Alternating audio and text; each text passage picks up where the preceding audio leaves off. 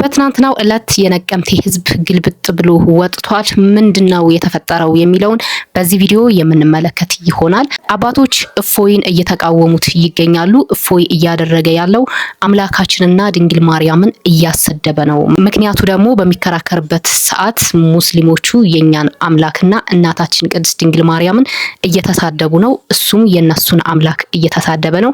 ይሄ ደግሞ ፍጹም ትክክል አይደለም ሲሉ መልእክታቸውን አስተላልፈዋል። ከምን አንጻር ነው ይሄን ያዩት?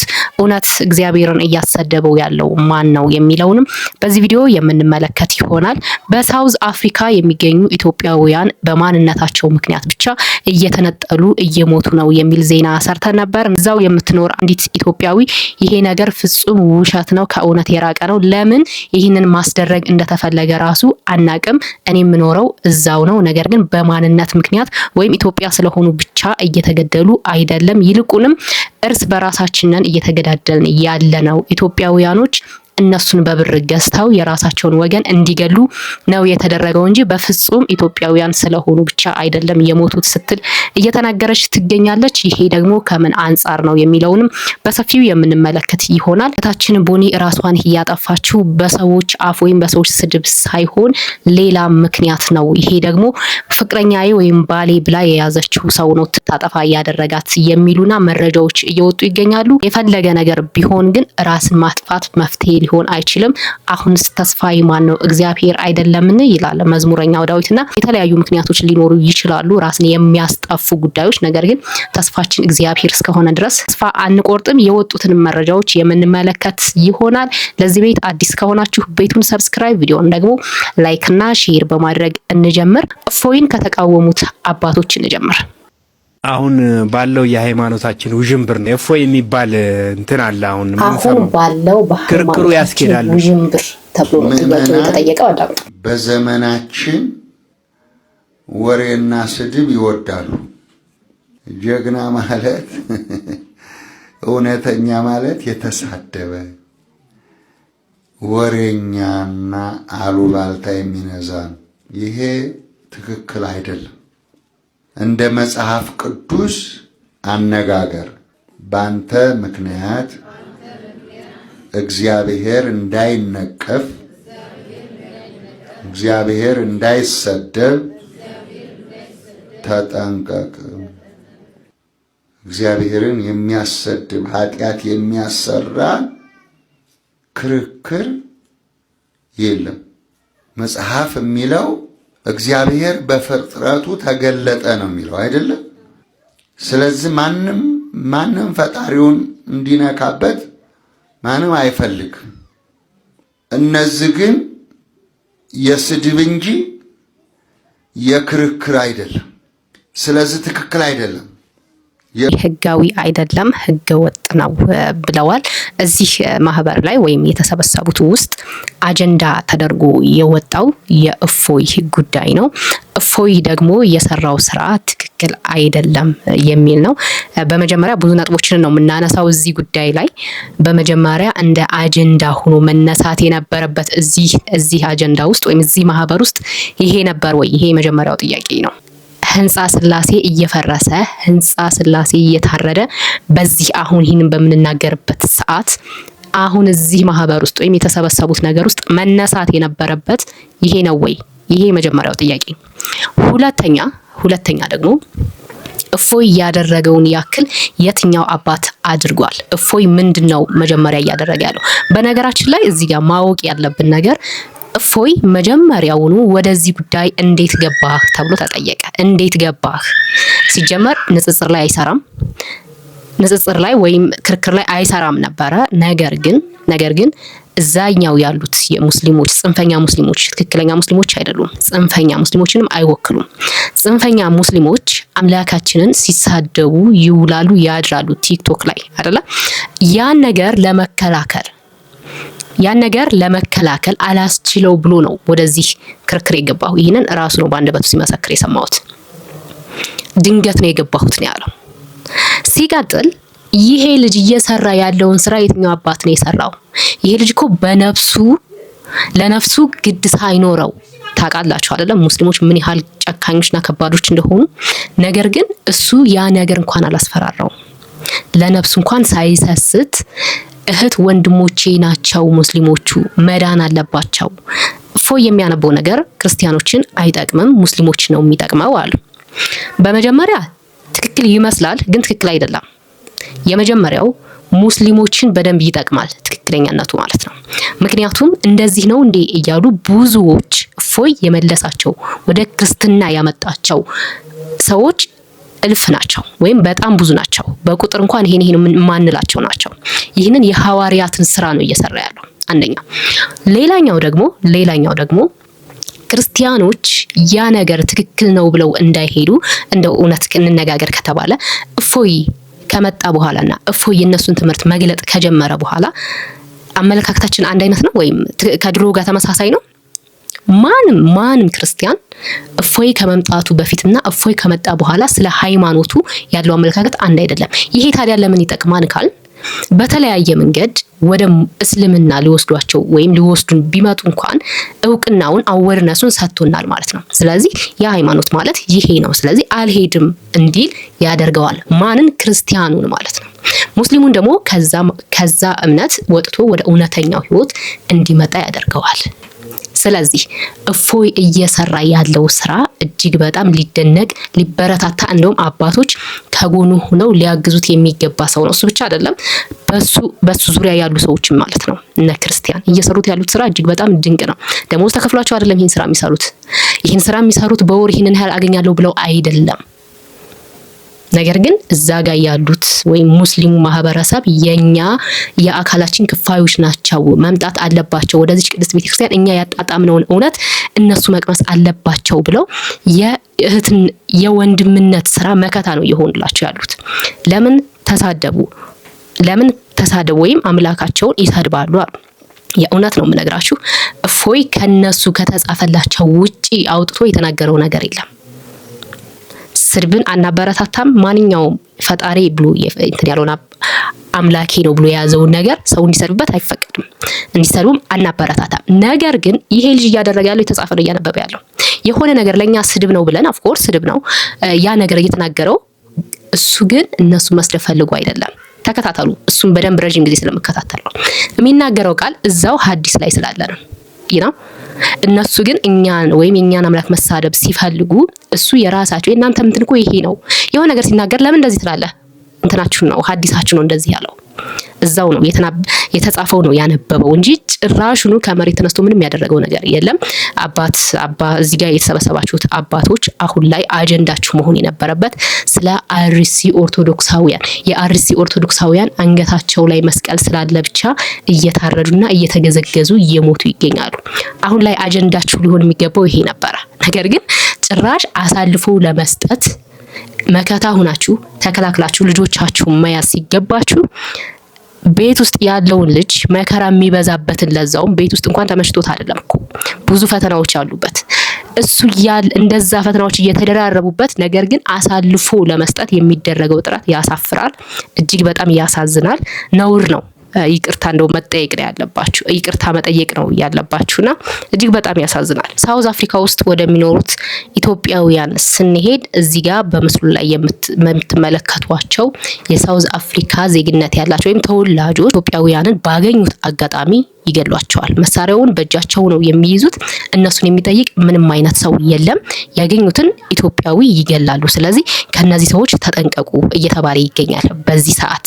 ምክንያቱም ሰሞኑን ታውቃላችሁ ሱቃቸው ድረስ በመሄድ ኢትዮጵያውያን እየገደሏቸው ነው። የሚመገቡበት ሆቴል ወይም ካፌ በመሄድ ኢትዮጵያውያንን በጠራራ ፀሐይ እየገደሏቸው ነው። ስለዚህ እነዚህን የሚያደርጉ ደግሞ እነዚህ ሁለት ሰዎች ናቸውና እነዚህ ሁለት ሰዎች ተጠንቀቁ የሚል መረጃ ወጥቷል። ያው እዛ ሳውዝ አፍሪካ የምትኖሩ ሰዎች ማለት ነው። ነገር ግን ደግሞ አንዲት ሴት እዛው የምትኖር በጭራሽ ኢትዮጵያውያንን ለይቶ የገደለ የለም፣ ውሸት ነው። ለምን ይሄ መነገር እንዳለበት ራሱ ወይም ይሄ ነገር የሚዲያ ሽፋን እንዲሆን እንደተፈለገ አላቅም። ይልቁንስ እኛው በእኛው ወይም እርስ በራሳችን ነው እየተገዳደልን ያለ ነው። ኢትዮጵያውያን ሌላ ኢትዮጵያውያን ነው እየተገደለ ያለው። እነሱን በብር በመግዛት የራሳችን ወገን ነው እያስገደልን ያለ ነው ስትል ተደምጣለች። እስኪ የሷ ቪዲዮ እንመልከት። ሰላም፣ እንዴት አላችሁ? እንዴት ከረማችሁ? እኛ እግዚአብሔር ይክበር ይመስገን ደህና ነን። ሁላችሁም በውስጥ በኩል መልካም ምኞት የተመኛችሁልን እግዚአብሔር ይጠብቃችሁ ብላችሁ በጸሎት ያሰባችሁ በጣም አመሰግናለሁ። የእውነት ከልብ ለሁላችሁም አንድ ባንድ መመለስ አልቻልኩም። ያው እያያችሁ ነው አሁን ላይ እየተፈጠረ ያለውን ነገር ማለት ነው። እና ለምንድነው ይሄን ቪዲዮ የምሰራው? የተሳሳተ መረጃ እየደረሳችሁ እና እያሰራጫችሁ ስለሆነ ማለት ነው። ያ ምንድነው አሁን ላይ አይታችኋል። ሳውዝ አፍሪካ ላይ ሱቁ በር ላይ የተገደለ ወንድማችን እንዲሁም ምግብ ቤት ውስጥ የተገደሉ ወንድሞቻችንን አይታችኋል። እና እነዚህ ግድያዎች ሳውዝ አፍሪካዎች ስለጠሉን የገደሉን ግድያዎች ናቸው ተብሎ ሚዲያው በሙሉ እየተናፈሰ ነው አይደለም። እንደዛ የሚባል ነገር የለም። እኛው እርስ በርስ እየተበላላን ነው። እርስ በርስ ኢትዮጵያውያኖች እየተገዳደልን፣ እነሱም በገንዘብ እየገዛን እየተገዳደልን። ያ ነው የሆነው ያለው ነገር። አላውቅም ለምን እንደዚህ ብለው ዋሽተው ሚዲያውን መሸፈን እንደፈለጉ። እዛው አካባቢ ያሉ ሚዲያዎችም እየሰማው ነው፣ እያየው ነው፣ ዝም ብዬ እያየው ነው። እና ይሄ የዘር ጭፍጨፋ ነው ምናምን ዜኖፎቢክ አታክ ነው እያላችሁ እያወራችሁ ነው አይደለም። አትዋሹ። እንደዛ የሚባል ነገር አይደለም። ልክ የዘር ጭፍጨፋ ሲሆን ወይም ደግሞ የስደተኛ ጠል የሆኑ ውጡልኝ ሲሉት ለራሳቸው ጥቅም ሲሉ የሚያደርጉትን ጥቃት አይታችኋል።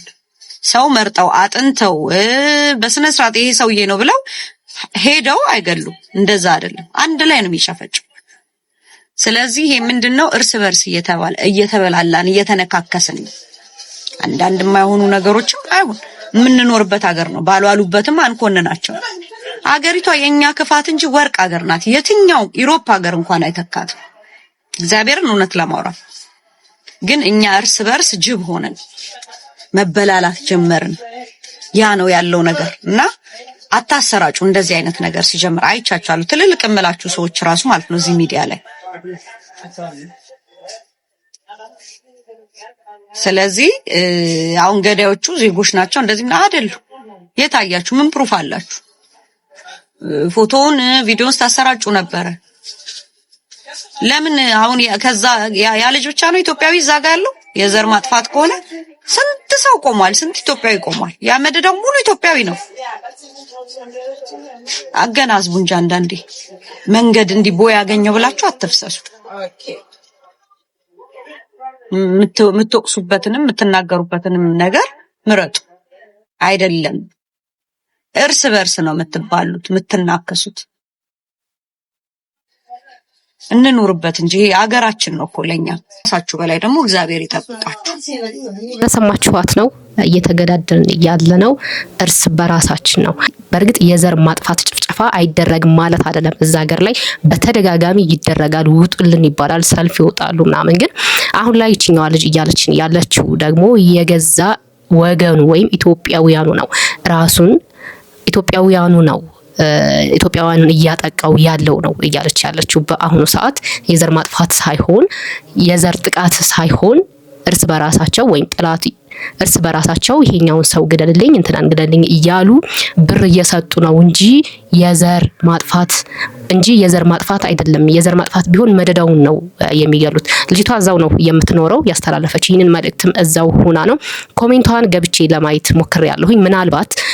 ምናልባት ከወደ እነሱ ደግሞ እንደዚህ በይታብላ ከሆነ ብዬ፣ ግን በሚገርም ሁኔታ ኮሜንቷ ፖዚቲቭ ነው። ትክክል ነሽ ነው የሚሏት፣ እውነት ነው ምናምን ነው የሚሉት። ነገር ግን የዘር ማጥቃቱ እንዳለ ሆኖ ማለት ነው ወንድም በወንድሙ ላይ እንደዚህ ሲጨካከን ማየትም ደግሞ ይሄ ነገር እውነት ከሆነ እጅግ በጣም የሚያሳፍር፣ ለዛውም ሌላ ሀገር ተሆኖ ማለት ነው እጅግ በጣም የሚዘገንና የሚያሳፍር ጉዳይ ነው። እባካችሁ ለህሊናችሁ ስትሉ እግዚአብሔርን ፈጣሪን መፍራትን እግዚአብሔርን መፍራትን ብትተውት እንኳን ለህሊናችሁ ለነገ ለልጆቻችሁ ስትሉ ከእንደዚህ አይነት ተግባር ብትቆጠቡ መልካም ነው። ጭራሽኑ ደግሞ የኢትዮጵያ ዜጋ ሆኖ ተከፍሎት የራሱን የኢትዮጵያውን ዜጋም የሚገልም አለ ነው የምትለው። እጅግ በጣም አሳሳቢ ጉዳይ ነው ይሄ ጉዳይ። ያው ውጭ ላይ መሆኑ ነው እንጂ ኢትዮጵያ ውስጥ የሚደረግ ነው። ግን አገር እንኳን ተሰደው ሄደው በስደት ሀገር ላይ እንኳን እንደዚህ መሆኑ ደግሞ እጅግ በጣም ልብ የሚሰብርና የሚያሳዝን ጉዳይ ነው። ይሄኛው መረጃ እንግዲህ ልጅቷ ነች ያወጣችው። ወደፊት ምን አዲስ ነገር ይኖራል የሚለውን አብረን የምናይ ይሆናል። በሌላኛው ቪዲዮ ስናቀና ደግሞ ሳውዲ የሚገኙ ወንድሞቻችንም እንዲሁ የሞት ቅጣት ተቀጥተዋል። ምንድነው የሚለውን እንመልከት። በዚህ ሰዓት ከሳውዲ አረቢያ አስደንጋጭ የተባለ ዜና ተሰምቷል። በሳውዲ አረቢያ የሚገኙ 65 ኢትዮጵያውያን የሞት ቅጣት እንደተፈረደባቸው ተነግሯል። ሂውማን ራይትስ ዎች ባወጣው በዚህ መግለጫ በሳውዲ አረቢያ የሚገኙ ቢያንስ 65 ኢትዮጵያውያን ከአደንዛዥ ዝውውር ጋር በተገናኘ ወንጀል የሞት ቅጣት ተፈርዶባቸው በመጠባበቅ ላይ እንደሚገኙም ገልጿል። ታዲያ ተቋሙ እንደገለጸው እስረኞቹ ምንነቱን ባላወቁ ሰነድ ላይ በኃይል እንዲፈርሙ መገደዳቸውን ያስታወቀ ሲሆን ሂውማን ራይትስ ዎች የሳውዲ ባለስልጣናት የሞት ቅጣቱን እንዲያነሱና የሚመለከታቸው መንግስታት ግፊት እንዲያደርጉም ጥሪ አቅርበዋል። ወንድሞቻችን እንግዲህ በአደንዛዥ እጽ ምክንያት ህይወታቸውን ሊያጡ ነው። ይህንን ጉዳይ የበላይ አካል ተመልክቶ በተመጣጣኝ ቅጣት ቀጥቶ ወደ ሀገራቸው እንዲልካቸው ምኞታችን ነው። በመጨረሻም ራሷን ያጠፋችው እህታችን ቦኒ ወደ ነቀምቴ በትናንትናው ዕለት ሄዳለች። የነቀምት ህዝብም በዚህ መልኩ ተቀብሏታል። እጅግ በጣም ያሳዝናል። የሰው እንባና የሰው ብዛት የሰውን ህይወት የሚመልስ ቢሆን ኑሮ እህታችን ትመለስልን ነበር። ነገር ግን አልሆነም። በሚገርም ሁኔታ በተመሳሳይ ቀን እዛው ነቀምቴ የሚኖር ወጣት ልጅ እንደዚሁ ራሱን አጥፍቷል። ይሄኛው ቪዲዮ ላይ የምትመለከቱት ማለት ነው። እጅግ በጣም ያሳዝናል። እባካችሁ ወጣቶች ተስፋ አትቁረጡ። እኛ ተስፋችን እግዚአብሔር ነው። ተስፋችን በሰማይ ነው። ምድር መቆያ ነች። ማንም ሰው አሁን ላይ የቦኒ ራሷን ስታጠፋ የነበረው ዜና ሰዎች ስለሚሰድቧት፣ ሰዎች መጥፎ አስተያየት ስለሚሰጧት ነው የሚል ነበረ። እሱንም ያሉበት ምክንያት የተባለበት ምክንያት በየኮሜንቷ ብትገቡ በቃ እሷን የሚያወርድ እሷን አይምሯን የሚነካ ነገር ነው የሚናገረውና እንደውም አንዳንድ ጊዜ ኮሜንት ኦፍ ማለት ላይክ እሷም ታምራለች፣ ግን ሞሩ በጣም ቆንጆ ነው። ቡሊሽ ተደርጋለች፣ በጣም ተሰድባለች እጅግ በጣም። ነገር ግን ቪዲዮዋ ላይ አሬታይ አታይብኝ እንዴ አይደብሩሽ? ቆንጆ ናቸው አክቹሊ እሷ ትበልጣለች ነው የባሏ ጉዳይ ነው ይላሉ ብዙዎች ማለት ነው። ምክንያቱ ደግሞ ከዚህ በፊት በፍቅረኛ አማቾች ፖድካስት ላይ ቀርበው እሱ የተናገረው ነገር ነበረ። ብዙ ጊዜ አፈቅርሃለሁ ያለችኝ እሷ ነች፣ የምትንከባከበኝ እሷ ነች። ወደ እሷ እንደዛ ከማለቷ በፊት ጓደኛ ነበረኝ፣ ሞታለሁኝ፣ አንተን ካጣሁ ራሴን አጠፋለሁ ስትለኝ ነው ወደ እሷ የሄድኩት። ወደ ቦኒ ስመጣ ደግሞ ያችኛውም እንደዛ ትለኛለች የሚል ፖድካስት እዚህ ጋር ያለው ማለት ነው። ይህንን ፖድካስት በኦሮምኛ ተናግሮ ነበረ። ይሄ ጉዳይ አሁን ወጥቶ እጅግ በጣም እያነጋገረ ይገኛል። ይሄም አልበቃ ብሎ ደግሞ ራሴን አጠፋለሁ ያለችውን ቪዲዮ ይሄ ባለቤቷ ላይክ አድርጎታል ማለት ነው እዚህ ጋር እንደምትመለከቱት። ስለዚህ ይሄንንም ለምን ላይክ አደረገ? ዋናው መሰረቱ ራሷን እንድታጠፋ ያደረገው እሱ ነው ብለዋል ማለት ነው። እሷ ደግሞ ከዚህ በፊት የፈለገ ነገር እችላለሁ ግን አንተን ካጣሁ እሞታለሁ የሚል ቪዲዮ ሰርታ ነበረ። እንደ ትሬንድም ብዙ ሰው ሳውንዷን ተጠቅሞ ሰርቶት ነበርና ምክንያቱ እሱ ነው። ስለዚህ ከሰዎች ስድብ በላይ ደግሞ ምክንያቱ እሱ ነው እያሉ ይገኛሉ። ያም ሆነ ይህ ግን ራስን ማጥፋት ምክንያት አይሆንም ለማንም ማለት ነው። የኛ አምላክ ተስፋ የሚቆረጥበት አምላክ አይደለም።